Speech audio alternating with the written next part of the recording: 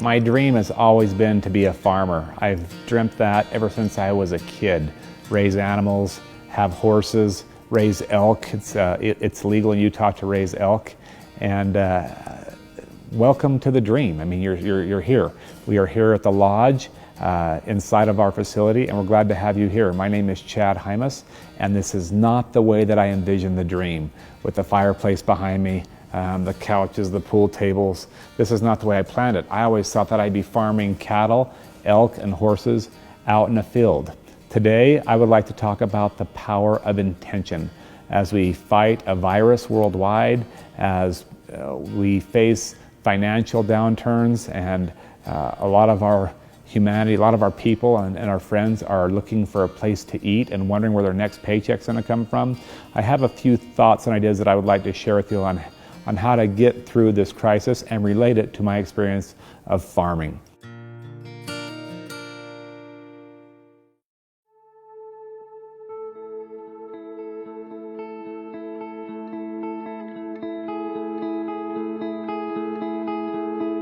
First and foremost, you need to understand that as I moved out of the Salt Lake City area out to a remote area called Rush Valley to build this dream, I had this intention. And if you don't know what intention means, ask yourself this question: what do I dream about? What do I sing about? And what do I cry about? That will answer the question for you, what your intentions are in life.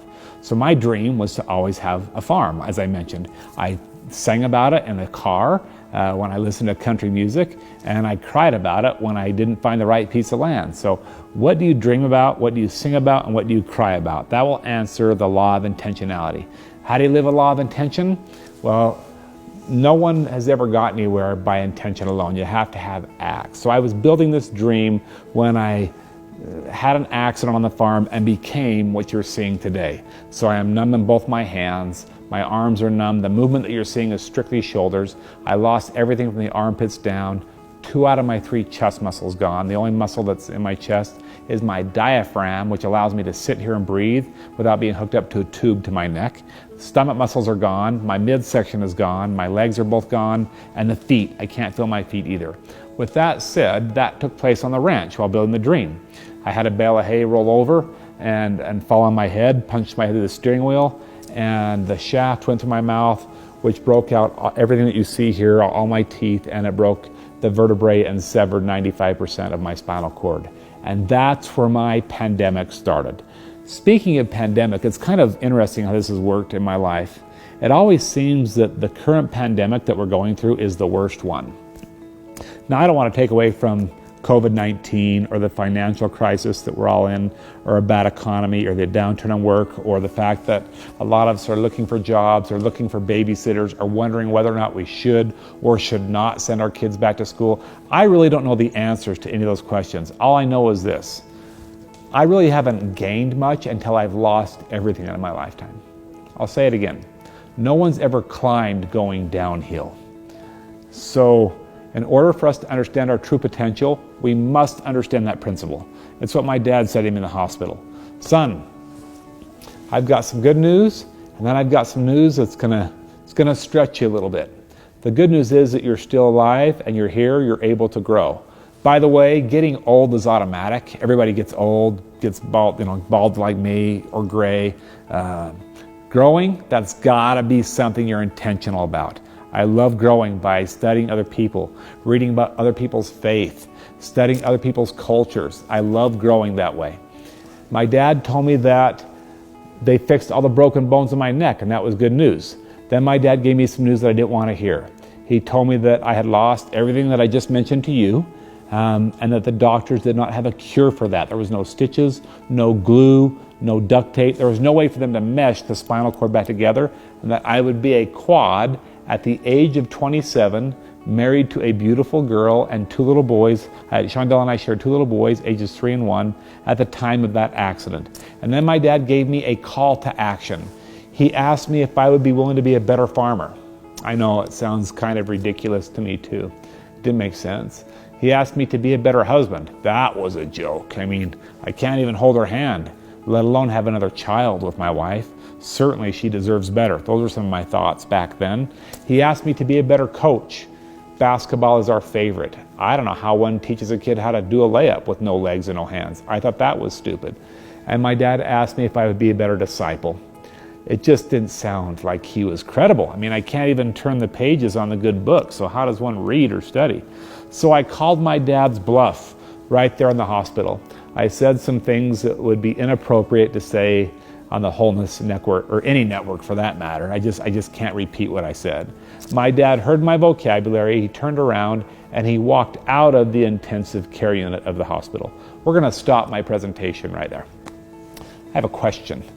Why is my dad walking out of the hospital? Just think about that for a second. Why would you leave your kid? I mean, I'm helpless. I'm 27. I can't even hit the call button to get the nurse in the room. My dad just heard me, and he turns around, and now he left a dark room, even darker than it was with him in it. The room's already dark because I'm breathing through a machine. There's beeping noises going on all over the place. I got a respirator in. I got a feeding tube up my nose, going down my throat into my stomach, giving my body nutrients, and I am struggling. My dad turns around after me speaking to him through the trach.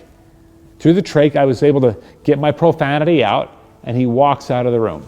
My question again is why? And some of you might be thinking he was hurt. I'm sure that's the case. Some of you might be thinking to teach me a lesson. I'm sure that was probably part of it. My dad has since told me why he walked out. Here's principle number 1, law of intentionality, right here. We say this on the farm all the time. You can lead a horse to water, I'll let you finish it. You can't make the horse drink. If I have people that are watching this right now that are unteachable people, maybe too much pride, they're not changing their behavior for anybody, this presentation should mean absolutely nothing to you. Nothing. In fact, you can just turn it off right now. But if you're willing to be a teachable person, if you're willing to drink, if you're willing to be taught, now you and I can visit via the airwaves. We can have a virtual conversation for sure. My dad walked out of the room because you can't teach somebody that doesn't want to be taught. Whether it's a son, a daughter, a spouse, a student, I wasn't willing to be a pupil. I wasn't willing to be taught. My dad came back, just like most dads do. My dad said this, are you ready to be teachable? Or are you just going to sit there in that chair like everybody else does? And that's my question to all of you. Are you ready to be teachable for the next few minutes? Or are you just going to sit there on that couch like everybody else does during COVID, wondering when the disease is going to go away? Listen, I'm not going to wait for a vaccination for me to be active. I'm not going to wait for them to find a cure for spinal cords for me to be different. God didn't make you to be the same as everybody else. So what are we waiting for? I'm not saying to go out and do stupid stuff like hang out in groups and parties without a mask on. I'm not saying that. And I don't know much about COVID. I'm not a doctor. I'm not an expert in that realm. I'm just saying that if you're sitting around waiting for somebody to solve your problems, instead of reinventing yourself or learning to do things differently, don't expect to have much success. I'm the only quadriplegic known of by Guinness that travels the world alone. Well, up until COVID anyway. And now I have a studio that we work out of, and today it just so happens that Robin asked if we could film at the lodge. I think this is the first filming project we've done with the fireplace behind me at our lodge. But remember, I never wanted this anyway. My dream was to be out on the grass. We're going to get to that in a minute. My dream was always to be with cattle and horses and elk. That was my dream. My dad said, are you ready to be teachable? Or are you just going to sit there like everybody else? Here's my response. We're coming to number 2 right here. Here's number 2. Be ready to write it down. I said, Dad, I won't say any more swear words. I apologize. Dad, I'm sorry for saying those words that no father should have to hear a son say. But let's be realistic. I can't be a good husband. I can't hold her hand. I can't be a farmer. I can't get on the horse. I can't rope anymore, Dad. I can't heel. I can't head. I can't dance with my wife. I can't do a layup and teach the boys how to play ball. And as far as being a disciple, I don't even want to go to church, let alone turn the pages, Dad. It just seems like it's impossible. He said, stop that garbage right there. What do you notice about all those sentences? We'll just hold for pause. You can think about that for a second. What's the common trait amongst all those sentences that I just said? No, it's not the word can't. That's the wrong answer. I just said the word I 5 times in a row to my dad. I'd like to thank you all for watching this virtual video. I want you to know that this video is not for you. I don't mean that rude. Don't hear that. Guess who benefits from you watching this? Everybody else that's not watching because you change a habit, a behavior, or a belief system. My dad likewise said that in the hospital. Son, you just said the word I 5 times. There's a bunch of people out in the waiting room. We can't let them in because you're thinking this is all about you. And we can't let them in until you change your behavior. That would include my wife, my children, cousins, aunts, uncles, grandparents, nephews, work, colleagues, coworkers. They wouldn't let them in because I kept thinking it was about me. Please remember that this Wholeness Network, these presentations, they're not about you. Try and use the words you, we, ours, and us more than I, me, and my. I'll say it again. Use the words you, we, ours, and us more than I, me, and my. So the next time you decide to talk to somebody, open up your mouth, send a text, do something via a card, send off an email. The next time you decide to do that, use the words you, we, ours, and us more than I, me, and my. Watch what happens. 2 things will happen. The first thing is automatic. Your focus becomes on others' needs, fears, and victories before yourself. And the second thing's even better.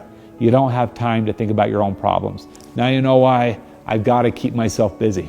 I've got to be helping people. I've got to be speaking. I think in the last 22 years, I've been to 89 countries on all 7 continents, and I spend about 27 days a month on the road. I'm not saying that to brag. My dream was always to farm people. So let's wrap this up with that the way we started. I told you all that my dream was to be out in the green fields with cattle, elk, and horses. You know what I found out? I don't have to be on green grass, secluded to 40 acres, farming animals to be a farmer. The last principle I will share with you is to not think too small. Today, as I mentioned, I'm the only quadriplegic known of by Guinness that has traveled to 89 countries, and I travel alone. I'm still married to Shondell. We have 4 children now. We just changed our belief system about how children are made, I guess. I mean, we adopted a couple of kids. Gracie comes to us from Guatemala, and Caleb comes to us from Ethiopia. So now we have 4 beautiful children instead of 2. Oh, speaking of Shondell, we're still married. I know, doesn't make sense to me either. We just celebrated 26 years, and for 20 of those, I've been in a chair. I don't know what to say about that. It just doesn't make sense to me. What an angel she has been in my life. And I have found great joy in farming people into what I just shared with you. Remember what I said about the law of intentionality. I am very intentional about the way I live my life. I'm intentional about my meditation. I'm intentional about what I eat, how much I eat, so I can stay low enough in weight so that people can load me on airplanes because I don't get up and walk. I'm very intentional about the way that I love my wife. I'm very intentional about the way that I show my kids how I love their mother so that they can grow up and treat girls with the same respect. I'm very intentional about the scriptures that I read. I'm very intentional about the people that I listen to on the internet. I'm very intentional about the letters that I type and the words that I tweet, because that's a description of who you are. And once you hit that button, send, there it's for everybody to see. Everybody in the whole, even if you delete it, it's already had a screenshot. Everybody's got a critic. Are you willing to live a life of intention? Today I am farming. I am able to have this lodge where we can hold retreats with a nominal number of people, maybe 10 or 15, where we're practicing social distancing until this thing resolves. But I'm certainly not going to sit in my chair and wait for it to happen. We're grateful that we can have people come out here and have the sanitizer in place and be able to have our curriculum taught, and then go out on the farm and still have the horses and the cattle and the elk there for people to enjoy. Remember what I said about not thinking too small. Don't think inside the box. Throw the box out the window. Watch what happens in your life. So let's just do a quick recap. Number 1, remember that this meeting is not about you. Remember to be a teachable individual. I just reversed those 2. So be teachable. Get rid of the I concept. Have we-opic vision. Number 3, be willing to change your behavior. Just because you've believed or done something your whole life doesn't mean it's the only way. In fact, I'll just make it relative to all of you. If you think that I like these clothes, you're wrong. These are khaki pants. I got on shoes that are tennis shoes that are not even laced up. My shirt's a button-up shirt. It's a pretty boy shirt. I don't like it at all. I like Wranglers, cowboy boots, and my Harley Davidson shirts. They're just a little bit more difficult for me to get on. Wranglers are tight. The Harley Davidson shirts I like don't keep me warm enough. They don't protect my skin. You can see this black shirt sticking out. That's because I got 3 pairs on, and I think it's like 94 degrees outside. 3 layers on, and it's 94 degrees. I just changed my belief system. I've lost 3 friends that are younger than me to a pressure sore. Did you hear what I just said? I've lost 3 friends that are younger than me to a pressure sore. So rather than me just wait to get the sore, I got a proactive Band-Aid on. They're called long johns. I got on 3 pair, and it's 94 degrees outside. It's not for heat, it's not for warmth, it's not for blood circulation. I don't want red marks on my body. I'd like to stick around for a while to hang out with Shondell and the kids. So I'm just wearing the Band-Aid beforehand. That's all I'm saying. Maybe we'll end with that. Are you a proactive person or are you reactive? If you're reactive, you can change that real quick. Be proactive in your thought process. Be proactive in the way that you send a text message off to your kids. In fact, if you do nothing else after watching this talk, if you do nothing else, send a message off to somebody you care about. Sounds something like this. Hey, this is Uncle Chad, or this is Dad. Just want you to know that I'm up at the lodge. We're doing a filming project for a great organization called the Wholeness Network. Sitting in front of a fireplace right now. Beautiful area. Makes me think of you. Just want you to know the value that you have in my life. Hope you have a great day. Bye. Send that message off. The next time that niece, nephew, daughter, son is faced with fear, rejection, uncertainty, suicide, doubt, depression, the next time they're faced with that crap, they're going to know that who's looking up to them? You are. And that gives them the ammunition they need to fight that back. So you can be reactive and say what everybody else says. Oh, we never saw it coming. We never saw John. We just never saw Johnny facing that. We just never saw it. He never showed us that side of him. Or you can be proactive in your positivity. Climb. Remember, climb going uphill, not downhill. Climb, climb, climb. And watch who benefits from that. You'll be stronger yourself. But remember, that's not what this is for. Everybody else is going to be stronger because of your influence. And that's the power of living a law of intention. Thank you all for spending a few minutes with me today. It's been an absolute pleasure to do it here at the Lodge at Royal Creek Ranches. May God bless all of you, and I look forward to speaking with all of you again soon.